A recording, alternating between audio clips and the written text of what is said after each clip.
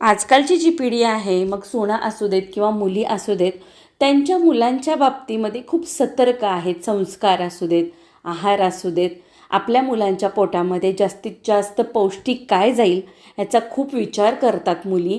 तर अशीच एक रेसिपी जी माझ्या मुलीला सांगता सांगता सुचलेली आहे. 2 ते 3 तास मूग डाळ 1 वाटी भिजू घातली होती.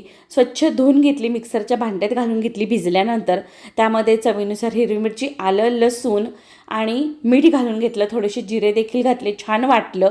वाडग्यात काढून घेतलं. त्यामध्ये स्वच्छ धुतलेली कोथिंबीर बारीक चिरून घेतली आणि चिमूटभर सोडा, थोडेसे पांढरे तीळ घालून छान मिक्स करून इडलीच्या भांड्याला की नाही तेल लावून ह्या पद्धतीने वाफवून घेतलं. कट करून घेतलं. तुम्हाला हवं असेल तळून घ्या, पण आम्ही की नाही परतून घेतलं. जिरी मोहरी आणि पांढरे तीळ, थोडीशी हळद घालून छान लागतो. वेगळ्या प्रकारे टिफिनसाठी केलेला आहे. नक्की करून बघा. आवडलं तर लाईक आणि कमेंट करून जावा.